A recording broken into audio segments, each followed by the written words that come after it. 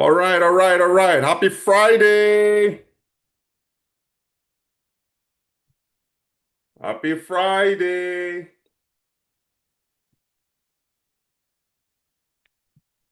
Happy Friday. Welcome to Bereket Live. How are you? Welcome, welcome, welcome, welcome.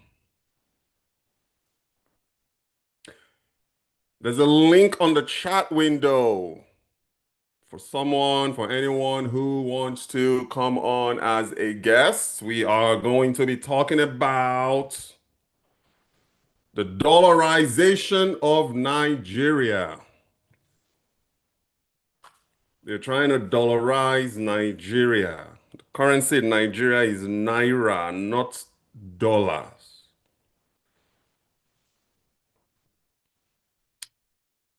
So I have been what? I discovered YouTube in 2004.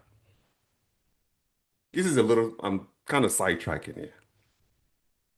So I discovered YouTube in 2004. What is that? 22 years now. In those days when I was in Los Angeles, California, I majored in film production. I went independent and I used to create commercials for local businesses in Los Angeles. So what I would do is I would reach out to the business. This is like at the very early stage of the internet when people wanted more of an online presence, an online distribution channel. So my team and I had a little production company back then. We would go, we would rent cameras from the camera rental stores in LA, and we would literally go door to door to every single shop. See, now everything is online. Back then, what's up? What's up? What's up? CJ, how are you? CJ, this iShowSpeed guy, remember you brought him up at last week's podcast, CJ. Oh, no, okay, let me go and look this guy up. And I did. So for those of you who don't know this iShowSpeed guy, CJ was the one who brought the name up. And okay, let me go ahead and, research this guy because you mentioned something about him being in Nigeria. So I went and pulled up iShowSpeed on YouTube, and he creates more of like live content, kind of like what we're doing. So iShowSpeed went to Nigeria. So the points I was trying to get, I was actually trying to get to that iShowSpeed story. But like I said, 22 years of being in the video production, video online distribution space. I have never in my life seen something like what I saw yesterday. Never seen anything like it. 5 hours of live streaming in Nigeria. This iShowSpeed guy went to Nigeria and started at, I think that market was either Balogun market or Balinde market. Let's just say iShowSpeed. I'm gonna play little bits of the video for you so you guys can see what I'm talking about. I'm not gonna put the audio, I'm just gonna play the video. So ladies and gentlemen, boys and girls, if you don't know what I'm talking about, meet iShowSpeed.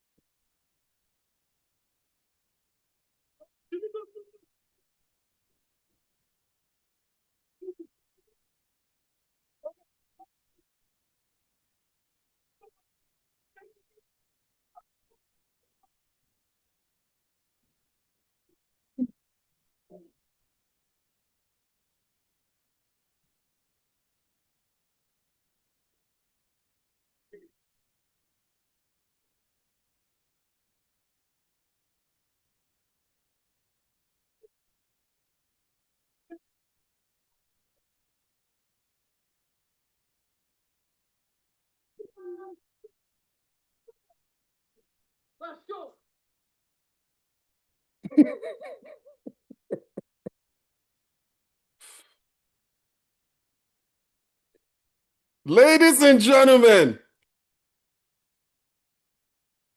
that's iShowSpeed. As a matter of fact, on on Monday,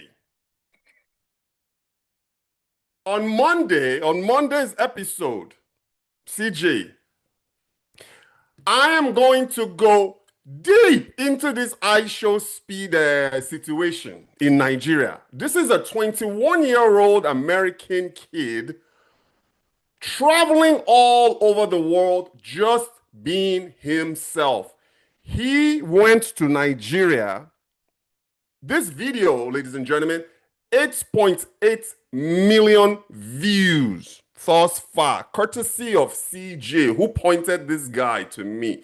We are going to do a deep dive into the branding of iShowSpeed.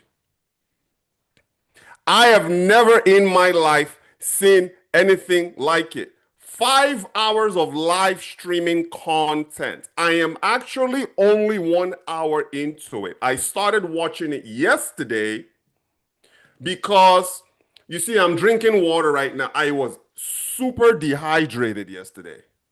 I went for a 2-mile walk.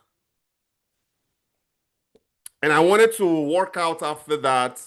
But then I got home from the walk, and literally I started having migraines. And I normally don't have migraines. Like, what's going on? I was literally out of commission from like 5 o'clock yesterday to literally this morning. So while I was laying in bed, I looked up iShowSpeed and I started watching iShowSpeed. So I am only an hour into it. So now, guess what? I have my weekend just started. It's going to start after this content, after I'm done with the live. And I'm just going to relax and I'm going to binge watch the remaining 4 hours over the weekend. And we're going to come and talk about it on Monday's podcast. The business of iShowSpeed. This guy went to Nigeria when most Nigerians don't want to go home. iShowSpeed went and put on a show. I'm telling you, I've never seen anything like this. So anyway, I've introduced you to iShowSpeed. Hopefully you guys can go and check him out.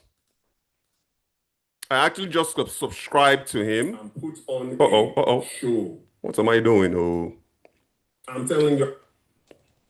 Sorry, I need to lower the mic on the on the iMac that I'm recording this on. So like I said, never ever seen anything like it. So CJ, thank you very much. For those of you who are watching, where are you watching from? What do you think of iShowSpeed? Do you plan on going and watching this? Something to binge watch over the weekend. Obviously, after you've binge watched this and binge watched some of my content. iShowSpeed Africa Tour, that's what it is, CJ. Thank you very much. He did and he tried jollof rice. That was like favorite part of it for me when he tried eating jollof rice in Lagos and they asked him which one is better. Is it the Senegalese jollof rice or the Nigerian jollof rice? iShowSpeed give Nigeria number one. So if you are in the jollof rice business right now, you're selling jollof rice spices, iShowSpeed just gave you some visibility. That's what young Americans are doing. You see, there is something about America. America leads the world in everything, guys. Show some respect. There's nobody else that could have done that.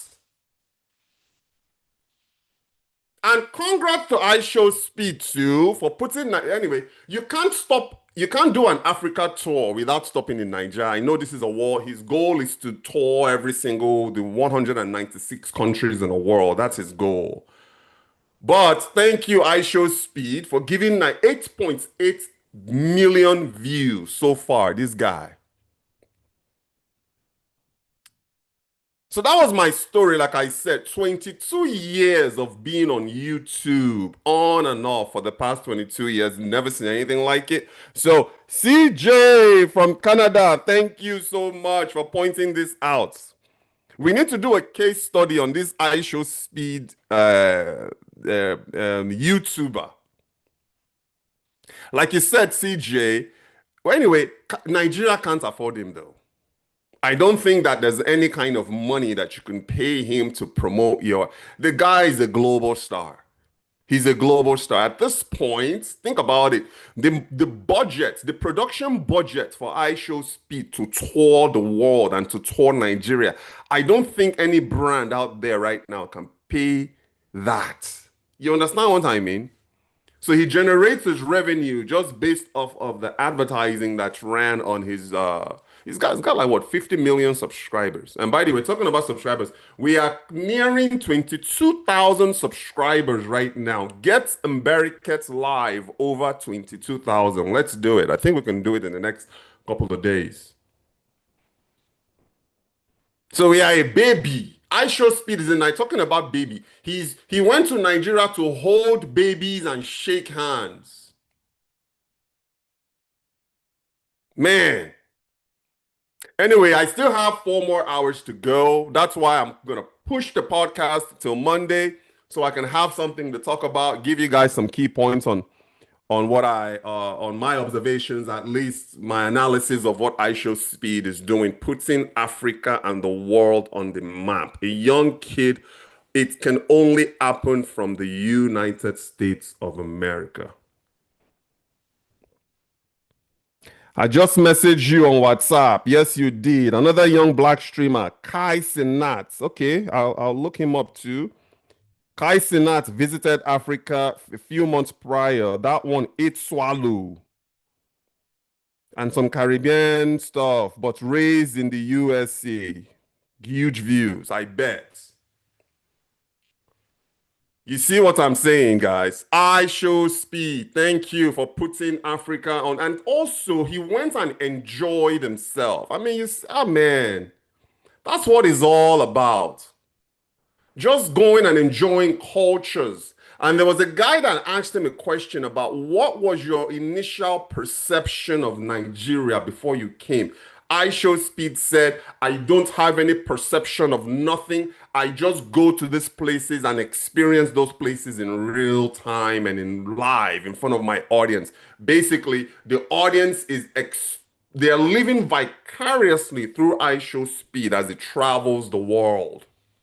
He also went to Kenya and other places like that. I'm probably going to watch, honestly, I don't care too much about the European tours, but as far as like the Africa tour is concerned, what iShowSpeed is doing in Africa, I'm going to watch all of his Africa tour videos. 21 years old. Congrats. Thank you so much, iShowSpeed, for putting Nigeria on the map.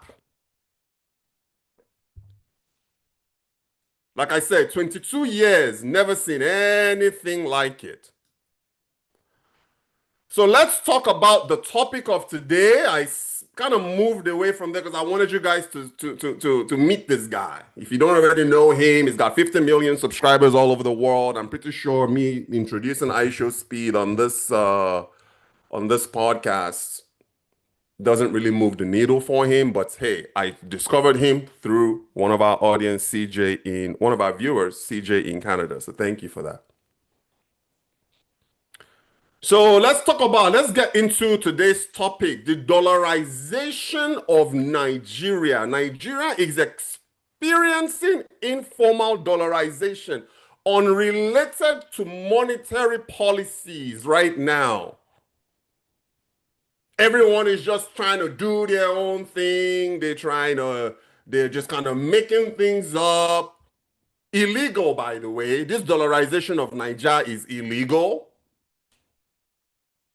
Local services executed entirely within Nigeria, they are increasingly quoted in USD, Euro, Canadian dollars, what do you call it? Japanese yen, Chinese yuan, Australian dollar, British pound. Someone's going to sit in Nigeria offering products and services in Nigeria to international clients, and they are quoting them in foreign currency and not the local currency. What is wrong with that picture? Rules of engagement. I was in the US military. There's this thing called ROE, Rules of Engagement. Let me turn that into the civilian world. For those of you who are watching right now from abroad, the diasporas, your main rule of engagement insists on paying in the local currency, Naira, when you are doing business in Nigeria. Insist on it. Never ever pay someone in Nigeria hard currency. Don't do it. They're gonna want to quote you. They're gonna want to invoice you in hard currency. Don't do it. It's happened to me before. I engaged somebody to provide some sort of service. I'm not going to name the service. And the person, when I asked him, how much is it going to cost you to do this for me? He quoted me in USD. I told him to go and sleep. That I wasn't paying him in USD. I told him, go back, come back and quote me in Naira. And what he quoted me in Naira was significantly cheaper than what he did trying to quote me in USD.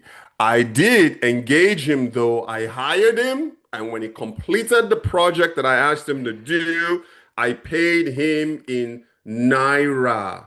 I have a Naira account in Nigeria.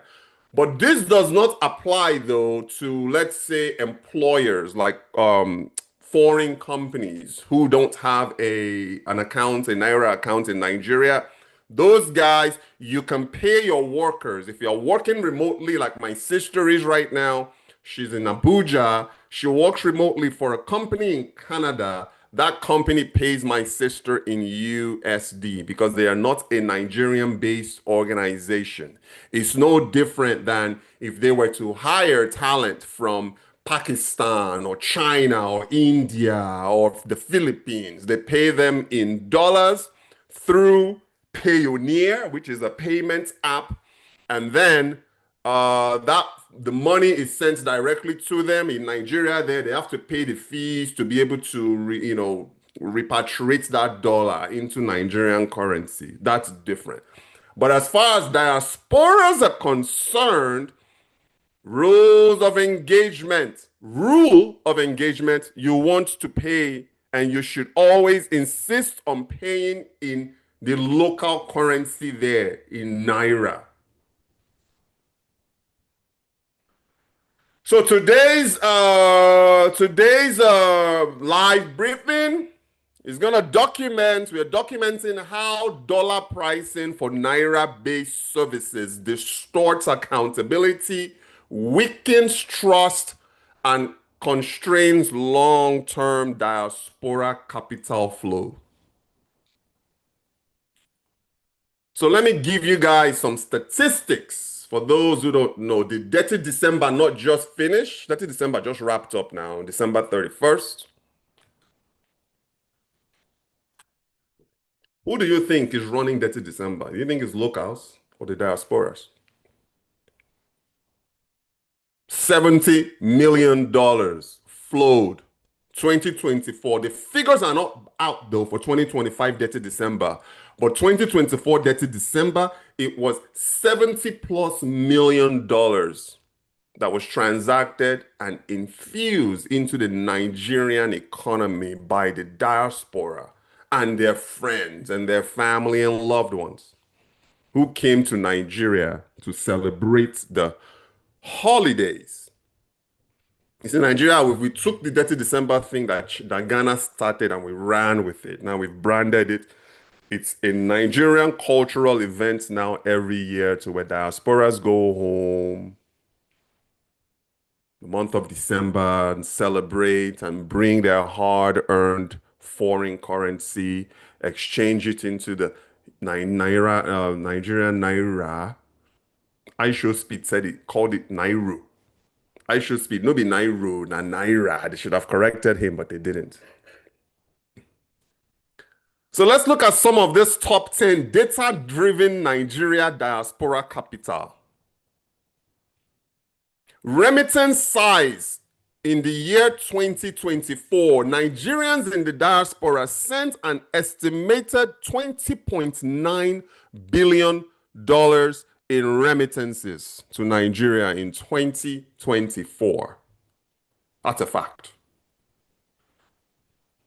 The year prior, in 2023, Nigeria sent home, the Nigerian diaspora contributed $19.5 billion, accounting for roughly 35% of all sub-Saharan African remittances.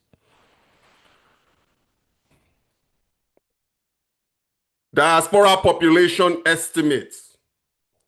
The broader Nigerian diaspora, including second and third generations, is estimated, I'm trying to paint a picture, 17 million people worldwide, 17 million Nigerians in the diaspora worldwide.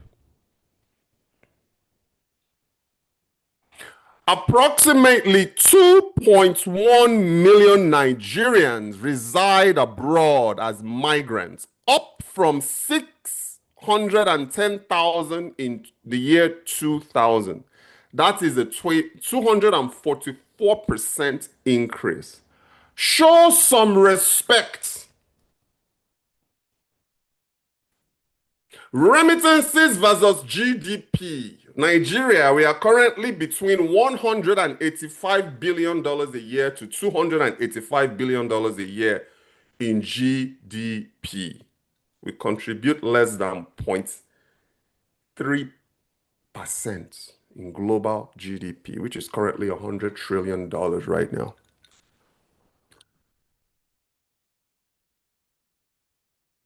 So 200, let's just give it a number, $285 billion a year in GDP. The diaspora contributes 6% to that. Historical remittance growth. Remittances to Nigeria surged from roughly $2.3 billion in 2004, the year I discovered YouTube.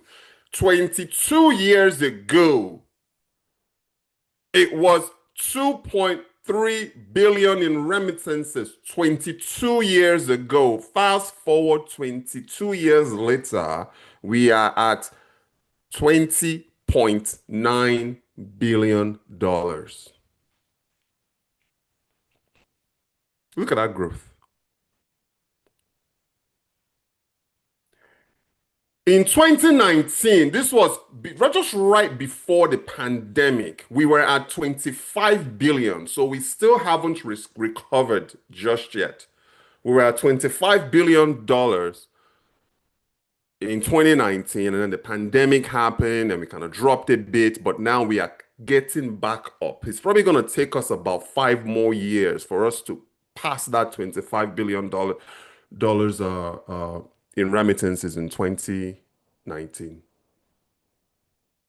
Some people are estimating that by 20, what year are we in? 2026, let's say 10 years from now, that amount is going to cross $30 billion, especially now with the growth of AI. They are estimating, economists out there are saying that artificial intelligence is going to blow the roof out of the current global GDP of $100 trillion.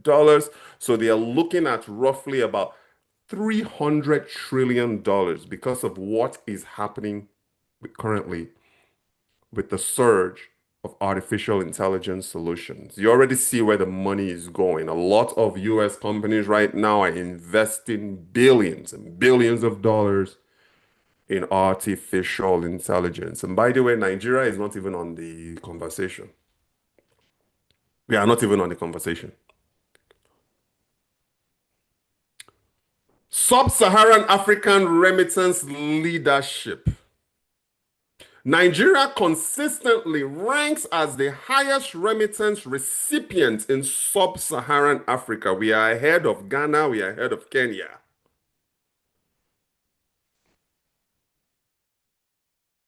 Diaspora remittances constitutes a key source of foreign exchange earnings, second only to oil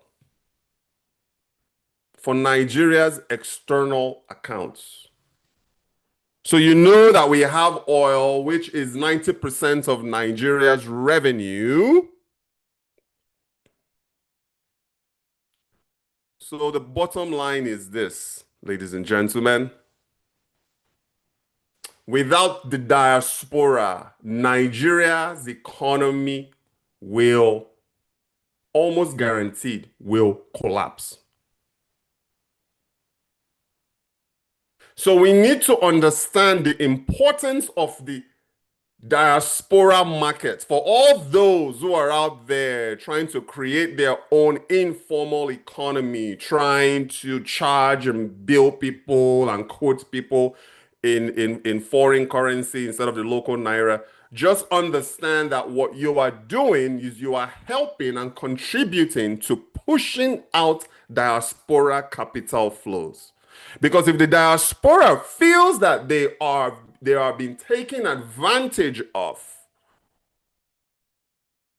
they are not going to come home. They are not going to invest in Nigeria. You are not going to get that job.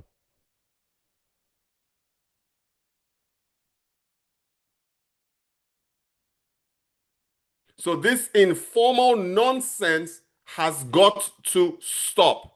And the onus is on you. The burden is on you, those who are abroad. You need to start educating yourself about the Nigerian process and the Nigerian way of doing things. So when they come to you and they try to bill you or they try to quote you in USD, you tell them, I'm not doing that. You are getting paid in Naira. And you don't necessarily even need to have a Naira account in Nigeria. When you remit money for projects through apps like SendWave and I think AfriX is one or Western Union, they can convert. So you send that money directly through your US dollar account, it will be converted into Naira to whoever you need to pay in Nigeria, whether it's your team, whether it's a contractor, whether it's a vendor. You always want to insist on paying in Naira, not USD, not CAD, not Euro, not Yen, not Yuan. pay in Naira.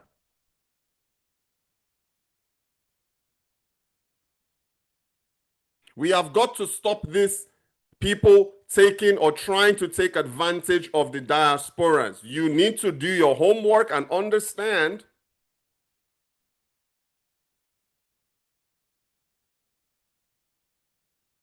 work begets work. When you do a good job for one client abroad, you got to be able to charge them fairly. There should not be a diaspora rate and then a local Nigeria rate. It does not work like that. If you are providing a service based in Nigeria, sitting there in Nigeria providing a service, you have got to charge your clients who are abroad in the local Nigerian currency. How you get that Naira currency is not your problem, but you got to charge them that local Naira currency. And you, as the employer, as the person who is going out looking for these services, I'm telling you, particularly diasporans, you need to have a Nigerian Naira account. Unfortunately, you can't do that based abroad. You can set up everything.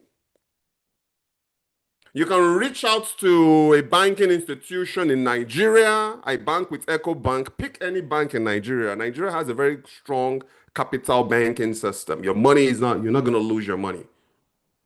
You can begin the conversation. You can send them a copy of your passport.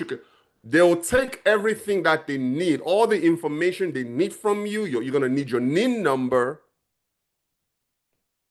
In order for you to get a NIN number, I think I did mine in Atlanta. When I went to the Nigerian embassy to renew my passport, there was somebody there that offered NIN services. So they'll go, they'll capture your biometrics, they'll take your fingerprints, they'll take your eye scan or what have you, and then they'll issue you a NIN number, which you're going to need to open your account. But you can't today, you cannot remotely open a Naira account in Nigeria. You have to be on ground in Nigeria to do so. But that is not the end or be all. You can still transact and pay vendors back home using your USD account. If you are based in the United States or if you are based in any other region, you can use your local account there, and then that money is just going to be automatically converted to Naira to pay for products and services. So this informal dollarization thing is legal. And also, I've learned that there's some schools in Nigeria right now, they are cracking down on them, that are insisting that parents who are educating their children in Nigeria, the schools are insisting that they pay the school fees in USD. That is illegal. Anybody that is asking you to pay in dollars back home in Nigeria, that person should be reported to authorities. Nigeria is not a dollar country. We have our own currency. It is the Naira. We have our own currency, ladies and gentlemen.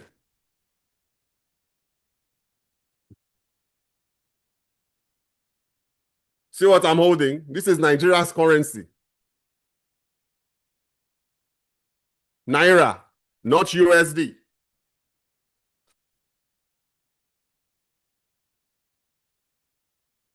So if you are in a bind and you don't know how to navigate the Nigerian system and you are looking for help, you're looking for some sort of consulting advice, we are always here to assist you. Mberiket is always here to assist you. So for me, on my consulting services, I kind of give my clients the option to either pay me in Naira or to pay me in, some of them have Naira parked in Nigeria. They would rather pay in Naira because it's already parked there, or they can choose to pay in USD. It's really up to them. But because I am sitting here based in the US, I can do that. I can give them that option. But if you're in Nigeria, you gotta bill and quote your client in Naira. Now, if they choose to pay you in dollar, that is up to them. But they are not obligated or bound to pay you in USD. So, CJ, how was your weekend? How are you today? What's happening with you?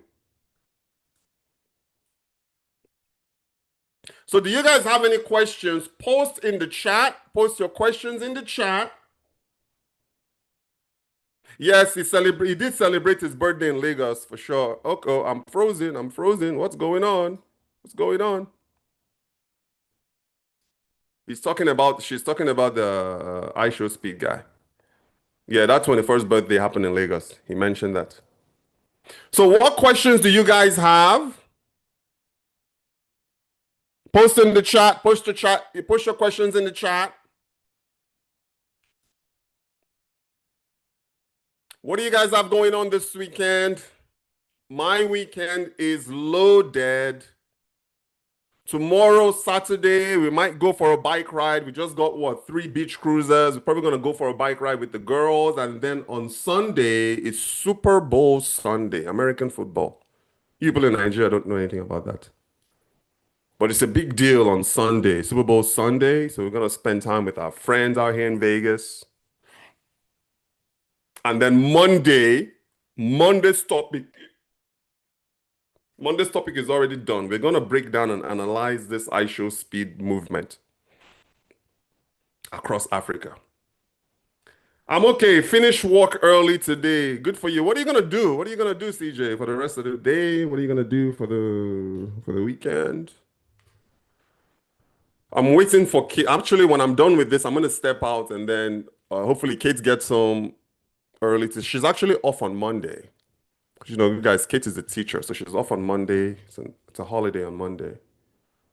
And then we're just gonna relax. It's nice out today. It's like 72 degrees. It's nice out. We're just gonna hang out at the lounge. I'm gonna binge watch a little bit, maybe about another hour. I'm gonna watch iShowSpeed again. Man, did you watch the whole 5 hours, CJ? You saw what those Nigerian Agbero boys were doing, man. That was embarrassing. When I saw that, I'm like, oh my God, the world is going to see this. So they were begging for money and just kind of running and doing all kinds of weird stuff. But I like that iShowSpeed handled it well, though. You can really tell that the guy means well. He's just living his life, man.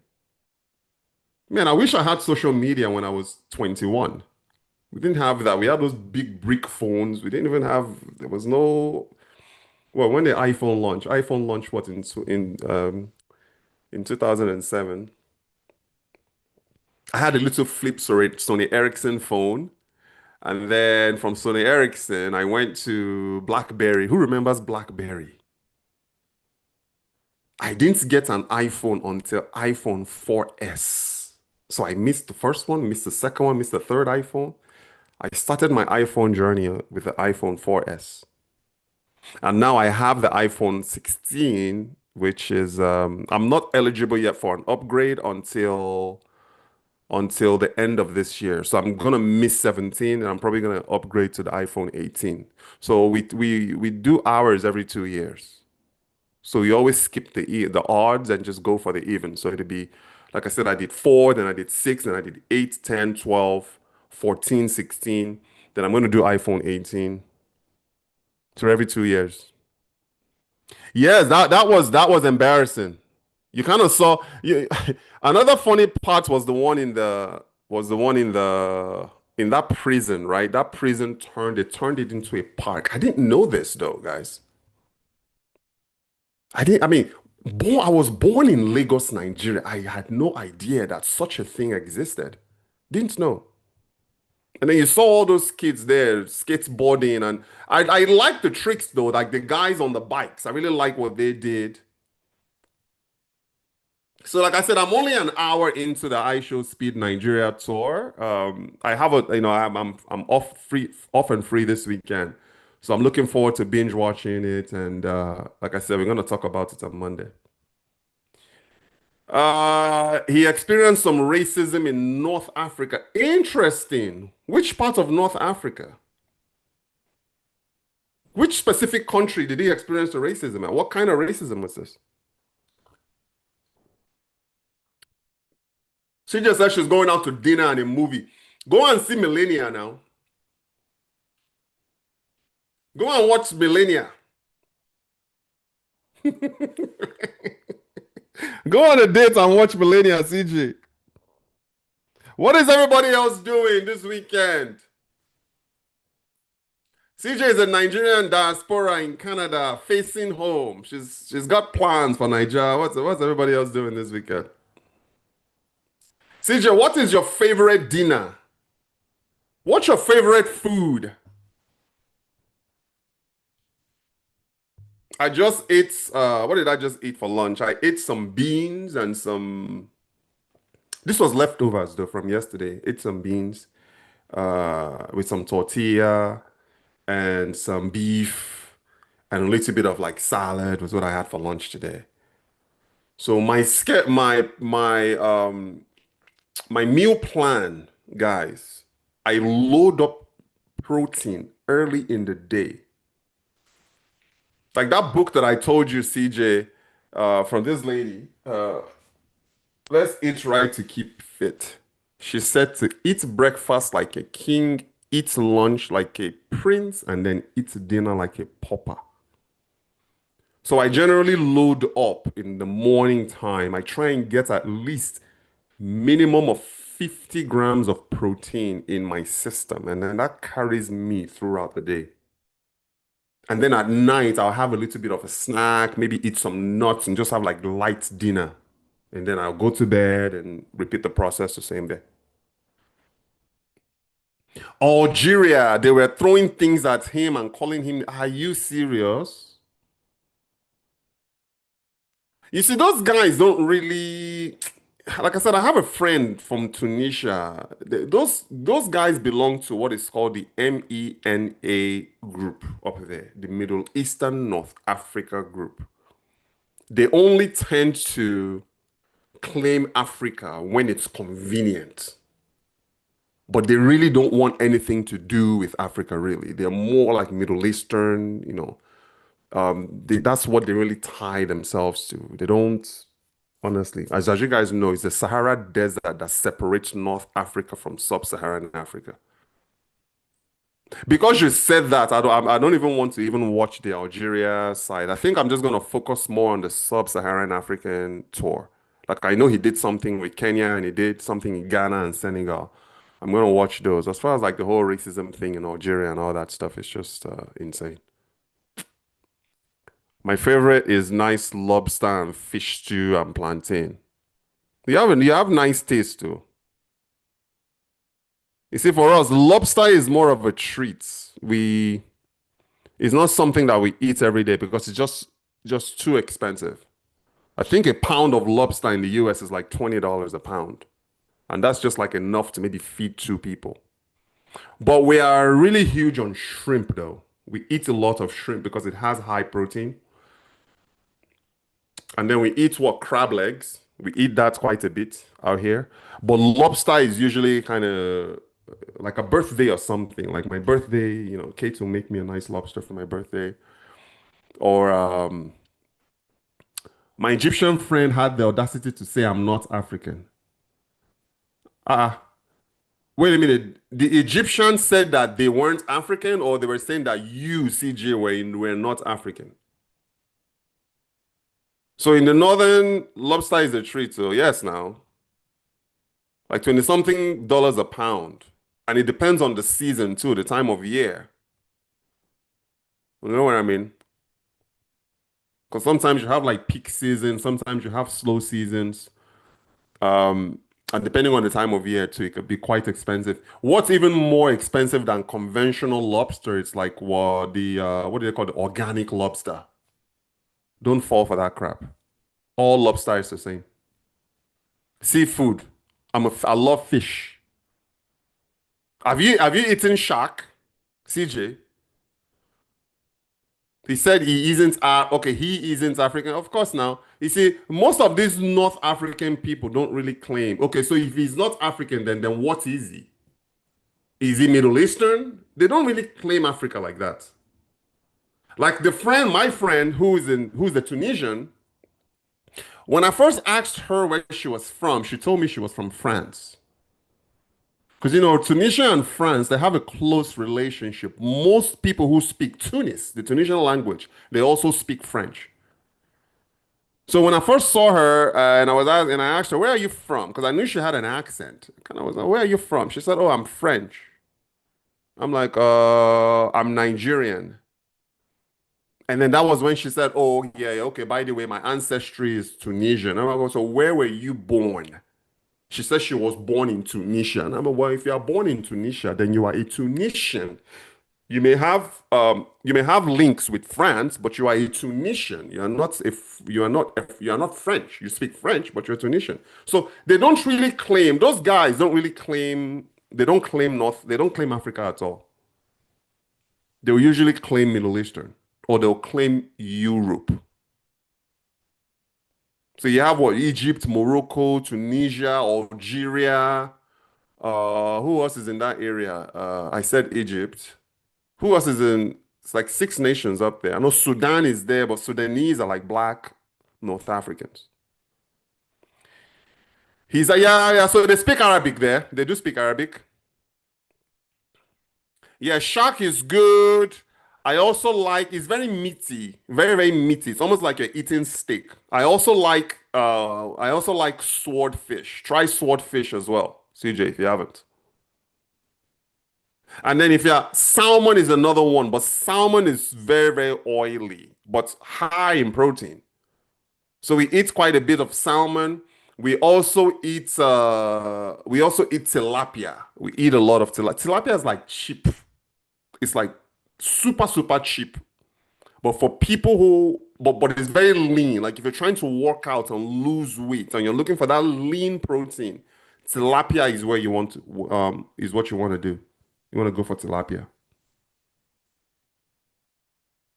you know? So for us, we do a combination of high protein stuff, tilapia, meat, a lot of meat.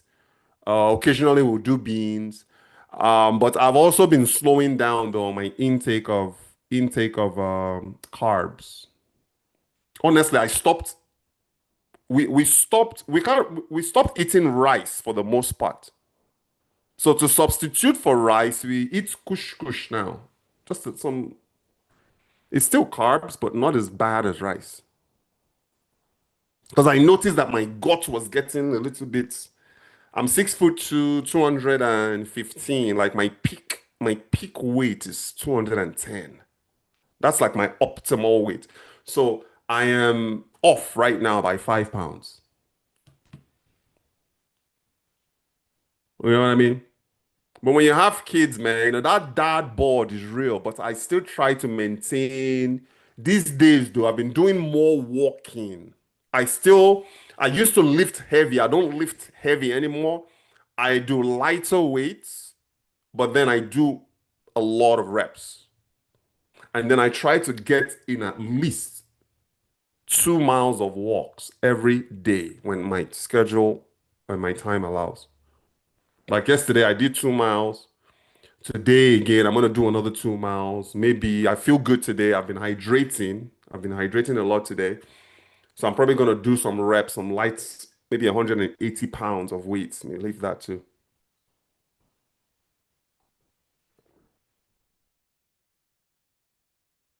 Yeah, salmon's good. Very oily though, but super good. What do you think about palm oil, CJ? Oh, mackerel. Once in a blue moon, I'll do mackerel. I like tuna. Tuna is not something that I eat all the time, but I like here and there. We'll make some tuna sandwich. Cod. So one thing about cod, if you're talking about the Norwegian cod is the true stockfish. The one that we eat in Nigeria is just white fish. That is not real stockfish, guys. Know this. The Nigerian version of stockfish is not really stockfish. It's just white dried fish. And that is just native to Nigeria there. True stockfish is cod, and that's from what? Sweden? Is it that from Sweden or Norway? That's like where the true stockfish is. £5.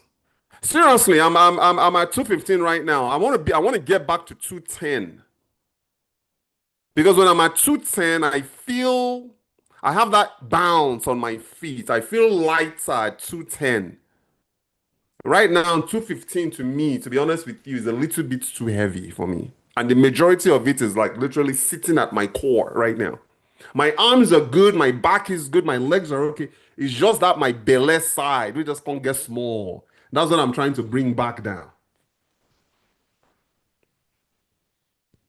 Catfish pepper soup, that one I find now. I love it.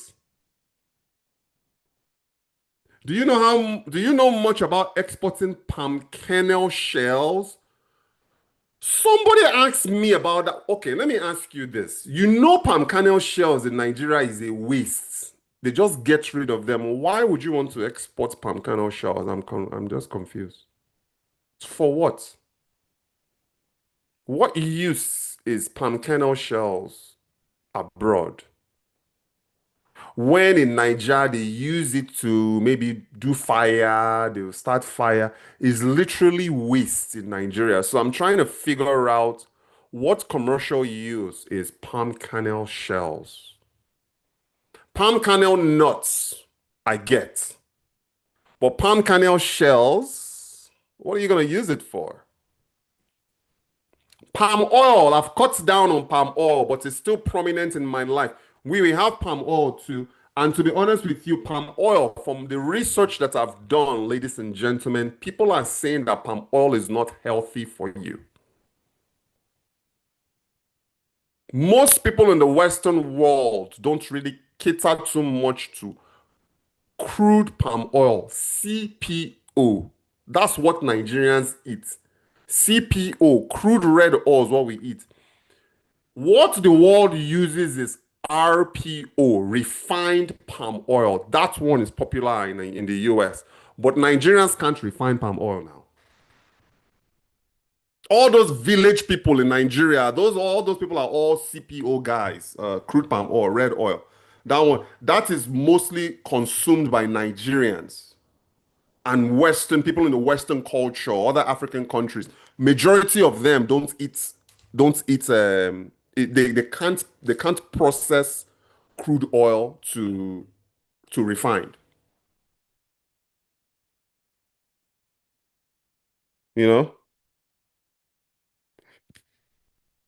there's a market burned for fuel. You see, so it's kind of waste, like I said in Nigeria. She said there's a market burned for fuel and gasoline abroad too.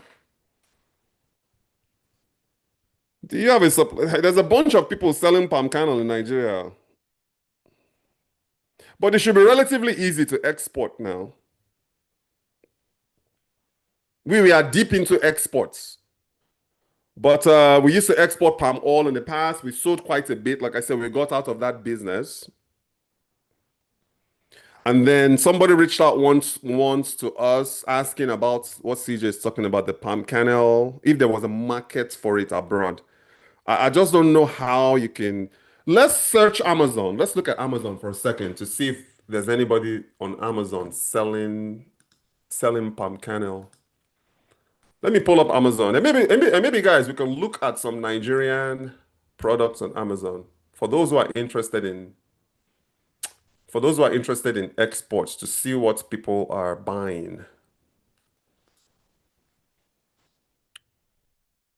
Okay, guys, so this is Amazon right here. It says delivery to Nashville. I'm not in Nashville, oh, I'm in Las Vegas, Nevada. I don't know why that is up there.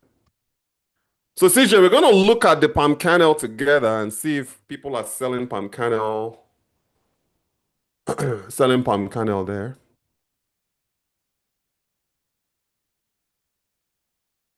What did you say? You called it palm kernel seeds? What is it? Palm kernel shells. Palm kernel shells. See if there's a market for it. Hmm. So these are just regular seashells. That's not what we want.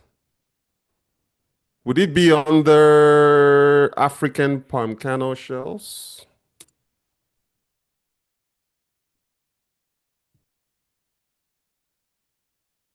No, these are still regular shells. The palm kernel shells, let's see, Nigerian palm kernel shells. Let's check images. You see something like this, right, is what's, no, that's AI. That's not what we want.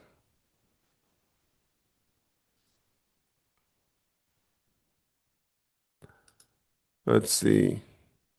Yeah, so you see, guys, this thing right here, this is what CJ is talking about, the palm kernel shells. CJ said it's usually business to business. Let's go back to Amazon and search dried palm kernel shells. Yeah, you see, it's not available on Amazon. It's just not. But if you're looking at that whole B2B, CJ, you gotta have volume for that now. Those guys they'll be looking for container loads, not just small quantity. They'll be looking for container loads. Let's look at palm oil. Red palm oil. Where do you shop your palm oil from there in Canada? Do you go to Nigerian stores or do you buy online? This is what palm kernel oil is going for.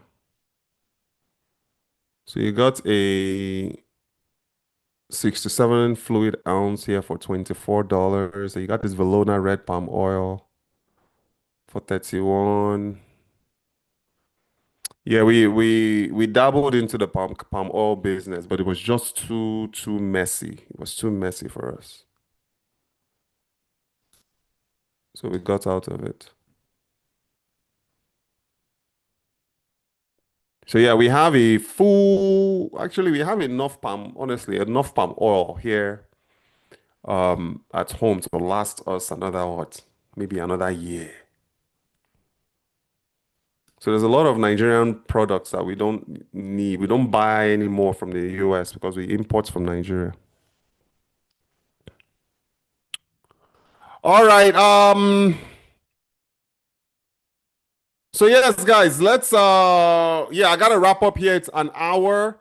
I'll be back on Monday. Like I said, let's discuss this. I want to break down this iShowSpeed stuff on Monday, just from a marketing and branding aspect. Like I said earlier, I don't think a guy like that would want to partner with any nation. I don't think they can afford him, to be quite honest with you. And I also don't really see how the partnership would pan out, especially a global guy like that. Someone like that would necessarily partner with a nation. They may partner with a Fortune 500 brand. Like I can see American Express sponsoring him. I can see Visa, MasterCard sponsoring someone like that.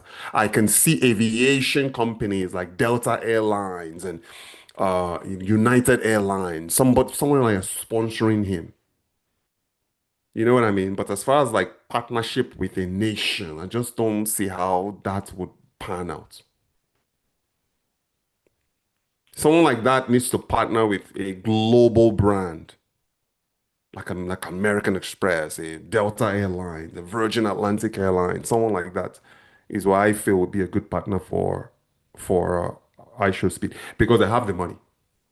Nigeria can barely pay its bills. I don't think Nigeria can afford somebody like that. By the way, crude palm oil is not is by the way, crude palm oil is healthier than refined. Are you sure?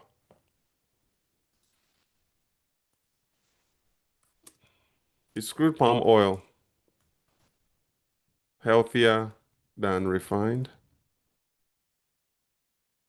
From the research that I did, it said that crude palm oil is not good for you at all. Oh, that's unrefined. Yes, crude unrefined is has more natural antioxidants and vitamins. But it says here though, use crude red oil in moderation if you want its extra nutrients. And over again, we eat it in moderation too. Red oil is not something we eat all the time. We usually cook soup with it. That's pretty much about it.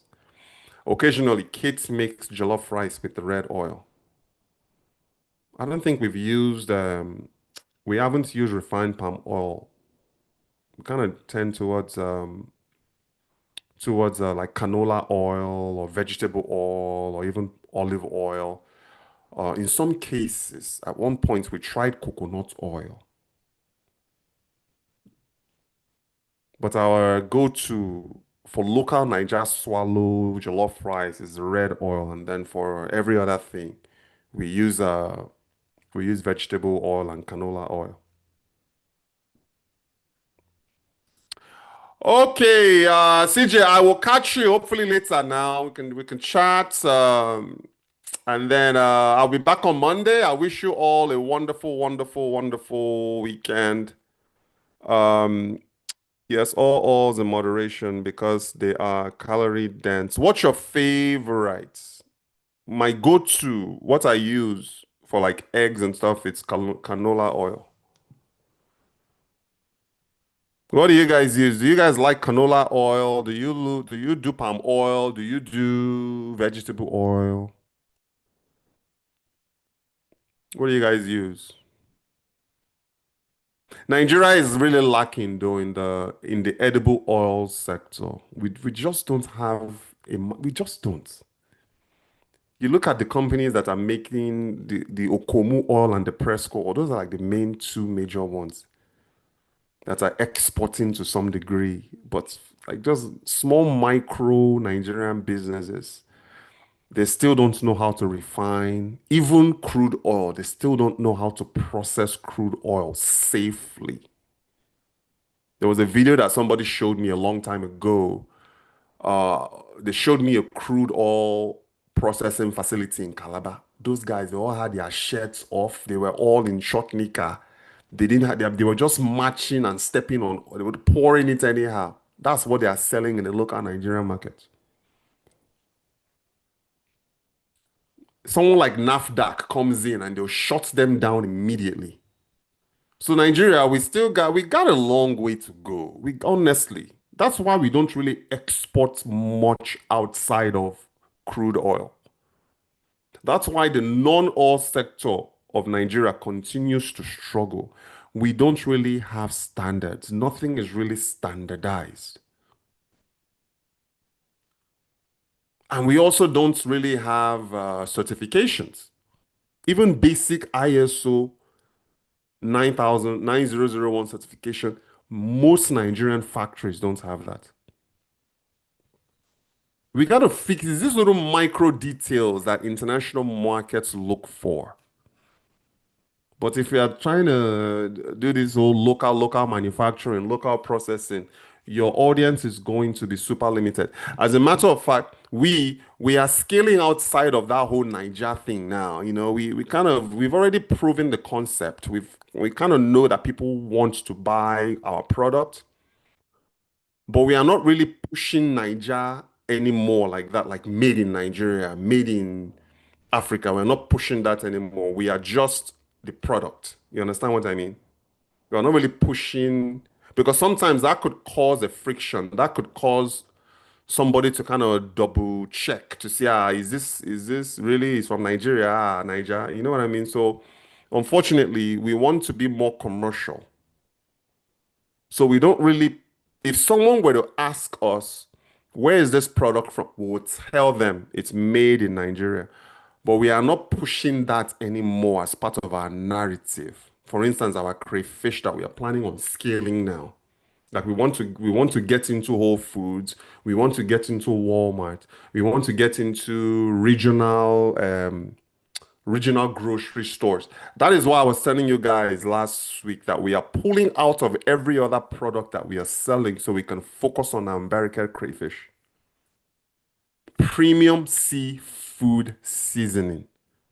Although we process in Nigeria, we source in Nigeria, we are not necessarily making that the forefront anymore. It's a part of our story, but we are not leading with that anymore. We are just Mbereket crayfish, premium seafood seasoning. So as we attend trade shows, starting, what are we? We are still in Q1. By the third quarter of this year, from like July onwards, we're going to start pushing more into taking Mbereket crayfish to trade shows. Then we're going to start offering wholesale. We're also going to start offering private label for others who want to sell crayfish, but they want to sell the crayfish under their own brand. That is how we see ourselves scaling the brand to $1 million brand. Like, there's no reason why our crayfish can't be $1 million brand. Minimum, $1 million brand. So we are beyond the.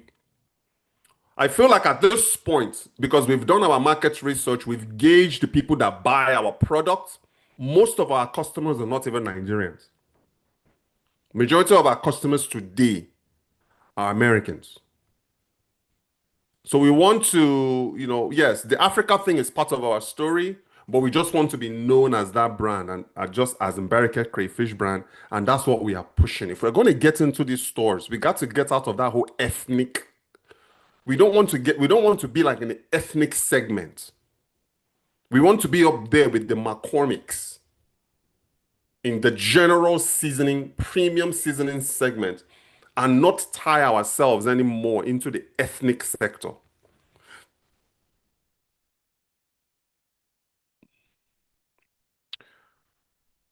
CJ said, I was going to say you should do a live on importance of meeting international export standards. I could do that. I don't see anything wrong with that. And then CJ said, but isn't that how we can help Nigeria improve its image and show that quality comes from Nigeria? Yes, I feel we can do that. But the way that I am, here's the good thing about, I'm just using the crayfish as an example. The good thing that's working for us is this. We have abundant crayfish. We have all of the crayfish we need in Oron, Akwa Ibom State. If for some weird reason that market is shut down, we can always source in Lagos. Lagos also has crayfish. Ondo State, Ogun State, they also have crayfish. The difference between their crayfish and Oron crayfish is it's too sandy. There's just there's a lot of sand and rocks in the crayfish in the Lagos Ogun State side, whereas Akwa Ibom, we are close to Cameroon, so occasionally they will bleed into Cameroon and harvest crayfish from Cameroon, but for the most part, it's still within Akwa Ibom State there. So everything we need is there.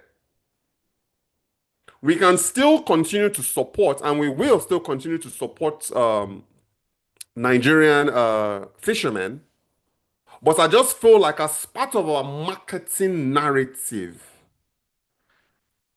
yes, it's a product of Nigeria, but we are no longer leading with that.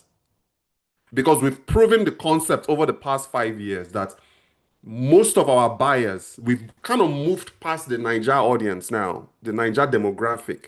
Now we cater more to Americans. Like when I go to farmers markets here in the US, there are no Nigerians here now, and they buy our crayfish left and right. Americans, white, blacks, Mexicans, Chinese, because it's seafood seasoning.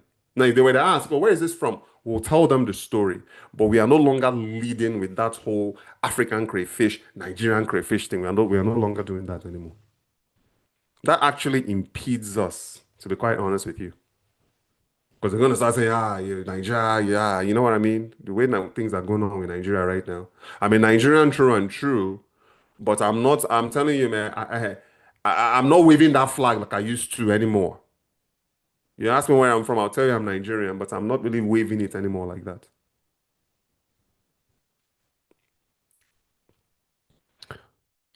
Americans, because you are selling on Amazon, but I mean, Nigerians are also in the US. So Nigerians buy too. Another thing too is we want to also, and this is down the line too, but in order for us to sell our packaged crayfish in Nigeria, we have to be NAFDAC certified. But because we are focused exclusively on exports, we don't have to be NAFDAC certified. But if I'm going to be selling in country, which is something that we plan on doing down the line, then we're just going to have to go for that NAFDAC certification. We have the facility already. And then we just have to come up with like a local price because what we are selling the crayfish for in the US isn't what we're going to be selling it for locally in Nigeria. So maybe we launch a Niger brand that's not really tied to Mbariket, but still owned by the Mbariket holding Mbariket company. That's what a lot of these bottlers do. They'll have a they'll have a version. Let's say someone that's selling let's say Aquafina water. They will have a Niger version. Same company, same bottler, but they will have a Nigerian brand. And then they will lower the price because they don't want that to be tied to the international brand. So that is what we are going to ultimately do. When we decide to enter the Nigerian market with the Mbariket Crayfish brand, we are going to name it something else because we don't want it tied to the Mbariket international brand name. So it's still going to be the same product, but it's going to be tailored for the Nigerian market. So we're going to have to come up with a different name. That's what a lot of these bottlers do. Water sellers and the Aquafinas of the world, even the Coca-Colas of the world, they'll have like an African version or something that's cheaper than the main thing. So CJ said, how did Italy and France and USA make their names? It's all branding. Yeah. Let me stay quiet. It's not about selling in Nigeria. I'm just saying it will be nice for Nigeria to be known for such a good product. I mean, we can't legally say it's a made in USA product because it's not. So all of our branding, like if you look at the packaging on our crayfish, it's in my fulfillment. I have a fulfillment center here. So in this office, I have my main office, and then on the other side of it is like my storage. That's where I fulfill all of our orders. So when we bring things in from Nigeria, it's the other side behind this computer that I prep and I send it to Amazon and Walmart. But so the way that we have it labeled right now, it's a product of Nigeria. So that is visible on our packaging and our label. It's a product of Nigeria. We are proud of that. But but leading into it saying, oh, we are Nigerian is not something that we are doing anymore. At least we are scaling back on it.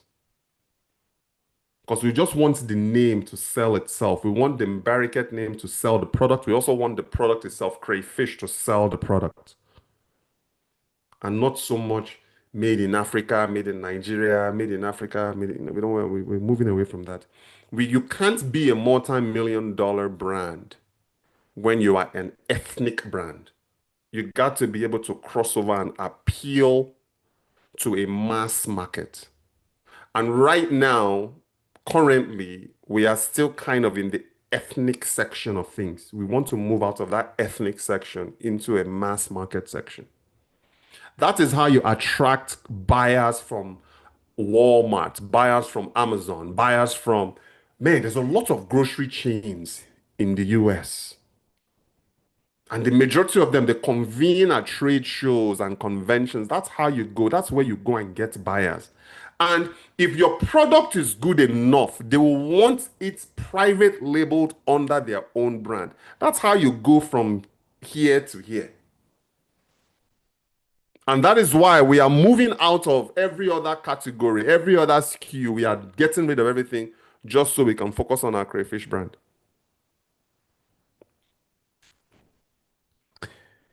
Uh, isn't this similar to how Prada, etc., hide their leather from about? And Prada know they source leather from about. For where? Prada's leather is probably sourced from, let's say, China, from Abake. Nigeria's leather that's not processed. Have you seen Niger leather? I have Nigerian sandals here now that I bought from Nigeria. As a matter of fact, CJ, we sourced the leather in those days when we used to be in the fashion space. What did we not do? I sent my team to Aba to go and source Aba leather. That's where they went and sourced our leather now. And then the shoemaker, the person that made the shoes is in Uyo Akwa. Sorry. Yes, Uyo. Ikotekpene adjacent. But he went to Aba to source the leather. Aba leather hard, though. Aba leather no be soft leather. Unprocessed leather. You can't even wear the sandals without your feet hurting. So I don't know how Prada is sourcing leather from. Maybe you are just being comical, but I doubt it. Indian food is ethnic and butter chicken is now universal. Yes, yeah. I mean, even some Chinese foods are also ethnic foods too. Listen, guys, there's nothing wrong with being an ethnic brand if that's what you want to do. Now I'm talking to brand owners like us. There's nothing wrong with being an ethnic brand. You see, Mberiket, we started as an ethnic brand. We've been doing this now for 5 years. But there's going to come a point where you reach a fork on the road and you have to decide, do you still want to stay in the ethnic lane or do you want to go mass market? It depends on what you are optimizing for. So in our case, we've been in the ethnic space and I do my research around here. Like I will go to the grocery stores and I'll take pictures of, you see the ethnic category. And then you are there with the Mexicans, and then you see the broad mass appeal category. That's where McCormick is, Heinz. Those guys, that's where they are. You see, that is what we are optimizing for. We want to be in that mass market. We don't want to do the ethnic. The ethnic thing is very limiting. It's very, very limiting. Again, it depends on what you are optimizing for. It doesn't mean that you're not going to be successful in the ethnic space, but for us, knowing what we know now, and that's one thing I always tell you guys too, take your product to the market. Some of you will come to me and you are saying, Rich, I want to export. CJ, the first thing that I ask them is this. Are you currently selling locally? If you are not currently selling your product locally there in Nigeria and you are successful at it, don't even think about exporting. There has to be local demand first for your product for there to be global demand. And that is why I stopped, honestly. I used to advise and consult a lot for a lot of new brands, people trying to get into the export space in Nigeria. And I used to get so frustrated because they are just not ready. The idea of exporting their products overseas to an international, actually expanding their customer base is appealing to them, but they don't have proof of concept. They have not proven the business yet in Nigeria. You see, to them, it's a business, but to me, as an advisor, it's a hobby. You can't tell somebody that's running a hobby to justify that hobby with a marketing plan. And a marketing plan includes what? The export market. So you are still there. Most of you are not ready. Those who want to come looking for consulting advice and all that stuff, the majority of you are not ready because you just haven't proven the concept yet in Nigeria. Do you have a customer base? I'm going to ask you that. Are you currently selling in Nigeria? I'm going to want to know your website. Do you have a website? Do you even have a social media presence that's tied to your product? When none of these are in place, you shouldn't be exporting. Oh, another thing, because CJ mentioned it, branding. How is your packaging? You see, CJ, now I'm bleeding into you're asking me to do. How I can talk about creating a pod. Anyway, maybe I'll create another podcast, maybe on Tuesday or something like that. We can talk about what I'm talking about now. But I'm just giving you a little bit of what to look into when you are trying to expand.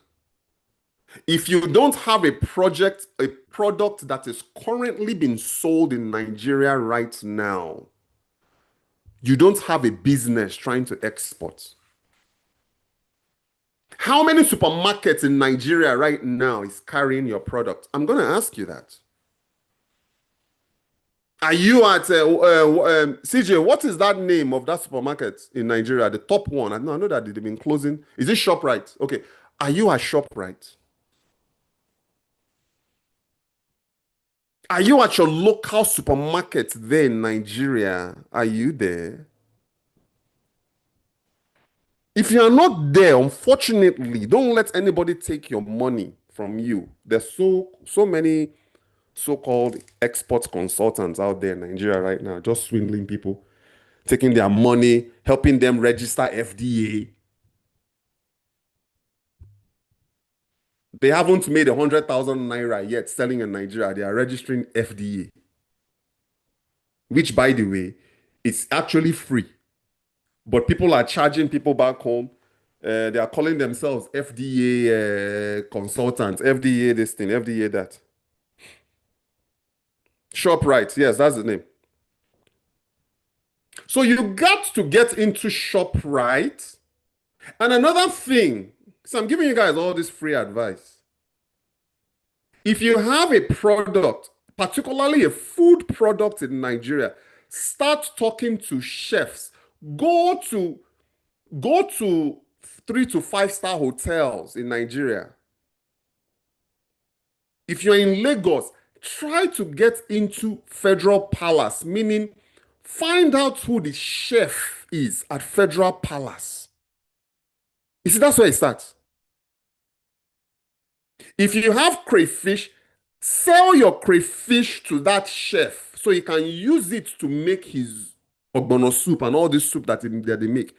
If you have Gary, you got to start entering little hotels in Nigeria there first. And get that validation from that chef first.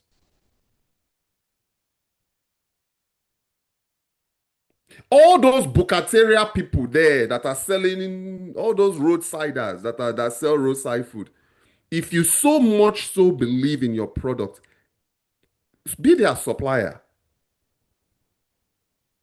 Sit down with that Mama Kehinde that's selling food on the roadside. Supply her your crayfish. You see, what you are doing is called client relations. You are building your clientele. Some of you don't do that. You don't know how to talk to people. You don't know how to do your market observation research. You don't know how to price. You don't know how to balance your spread, your P&L statement. You don't. This is a hobby. Some of you are also there begging for loans. For those of you who have people abroad, you are there begging for loans. Like my aunt one day came to me and said she wanted 500,000 naira. I said, to do what? She said, "Oh, I want to start I want to start a food business." Which kind of food business? She wants to start selling fried yams on the roadside. And then she came to me for a loan, a 500,000 naira loan. You know what I told her? In my mind, I'm thinking, Rich, this is not a loan. You are basically, if you do this, consider it dashing her the money. Because this is a person that has a hobby. You know what I told her? I said, okay, not a problem. You want 500,000 naira loan, no problem. Do this for me. Go and raise 10,000 naira by yourself first. Then, once you've raised the 10,000 naira, go and buy 1 gallon of ororo. Go and buy 1 tuber of yam. Go and sit on the roadside.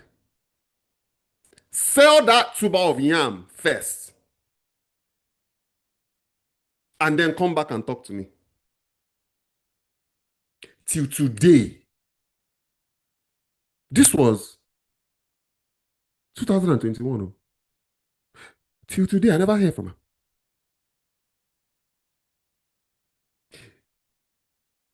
They always say in America, if you can't handle $1, you can't handle $1,000,000.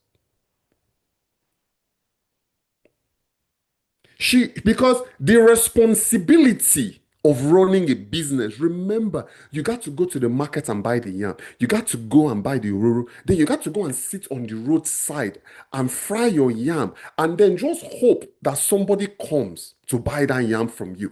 And then if they do that, you got to be able to turn that revenue from 1 yam to 2 yam, from 1 gallon of ororo to 2 gallon of ororo, before you start going out there asking somebody for a 500,000 naira loan.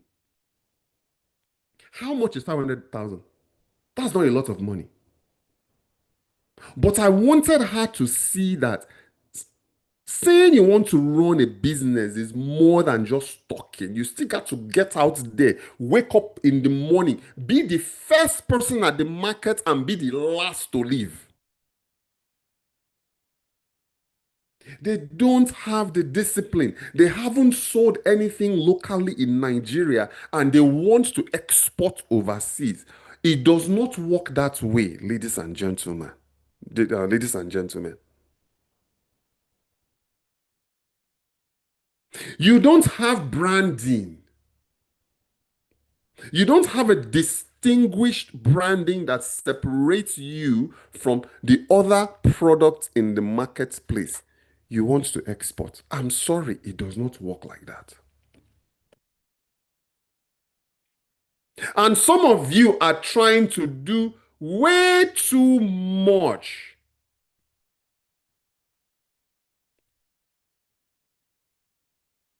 You want to be a trader. You are also a pastor on the side. Then you are also a musician. Then you are also an accountant. And then on top of that, you also go to prayer meetings 5 days out of 7 days. And you want to be an entrepreneur. It doesn't work like that. You got to be laser focused. You got to get rid of all distractions.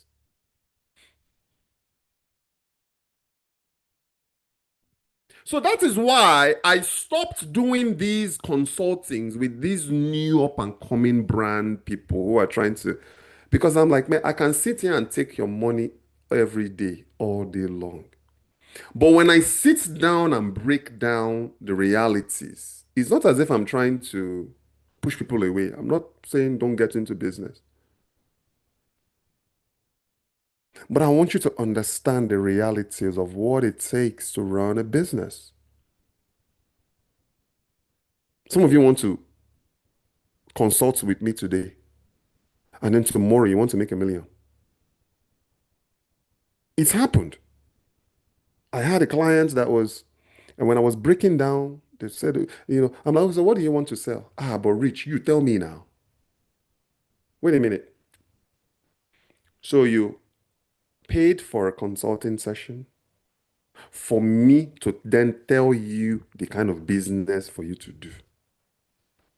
It's happened. I can't tell you, I can't build your business for you. What I can do is help you amplify what's already working locally.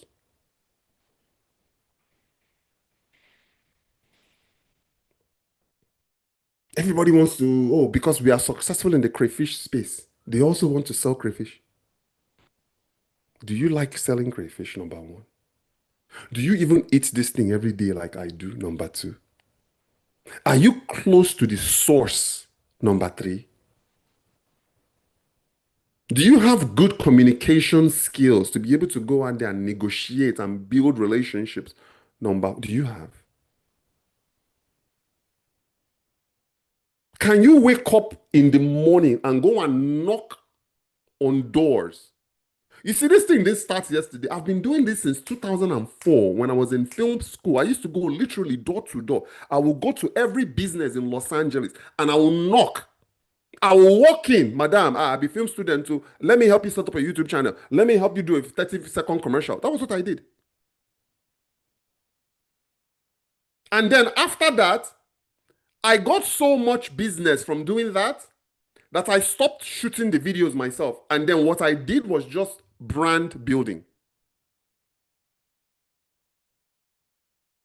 business development, because I did not have time to sign a client and then be going out there and writing treatments and getting a camera and shooting and editing. So I had to find a team to do that while I focused on the business development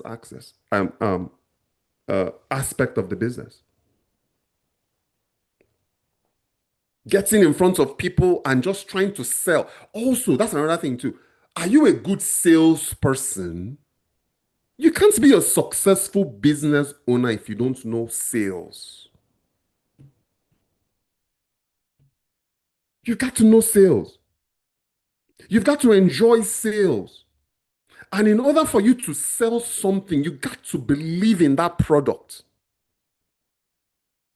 That is why we got out of palm oil because I just couldn't sell palm oil. I just couldn't do it. I didn't like interacting with it. I did not like the supply chain. I didn't like the process. The only thing I enjoy is the crayfish process. Being able to go to Oron. In short, let me see if I can pull the video of me at Oron and I'll show you guys on YouTube. Let me pull the video on YouTube and show you guys.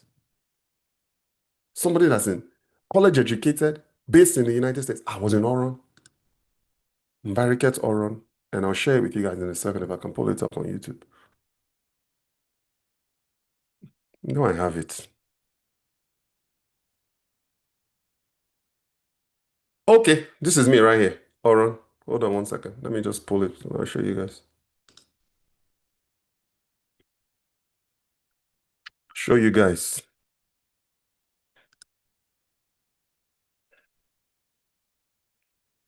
So this is me. Let me turn the volume down. No, sorry, that guy is not me. Oh, that's just an ad. Let me get out of this ad once it tells me I can. So look, that's in Barricade Ventures in Oron. This was what year was this? 4 years ago.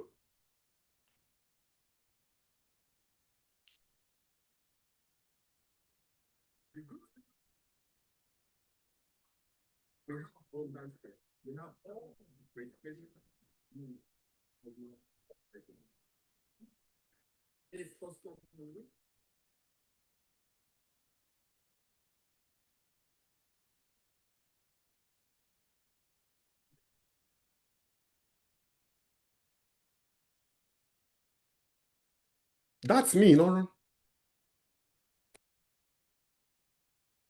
Let's go back.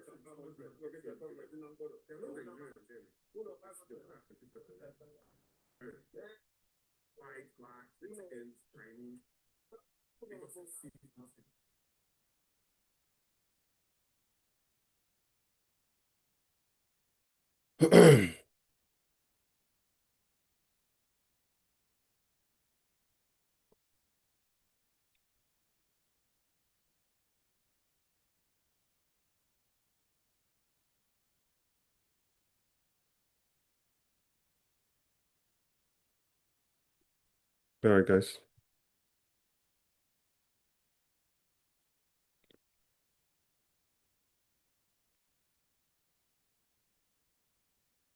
Yeah. And they want to be paid for pockets.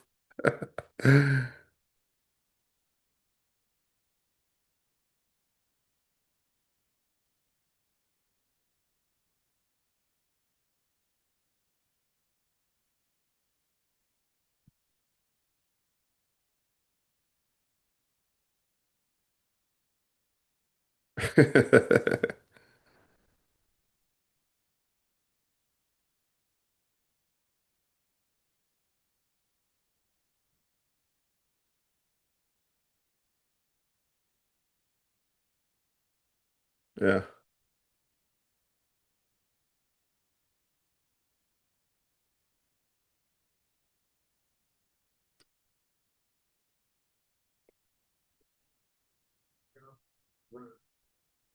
So you guys see what I'm saying? Prove the concept first, ladies and gentlemen. Particularly those abroad who are looking at doing something in Nigeria, maybe in the export space. You got to go to Nigeria and see what you can do, what you enjoy doing. You see, that's my car. That's me in Oron. That was a good, what, 45-minute drive from my processing facility in the village. So I feel, unfortunately, some of you are trying to move way too fast. Slow down. And I'm going to, this is a good point, CJ said, scheduling that international export standard podcast. I'm going to do that sometime next week. So you guys can tune in and see. We're going to break down everything that you need to know for you to be successful in the export space. So you say, I can sell crayfish.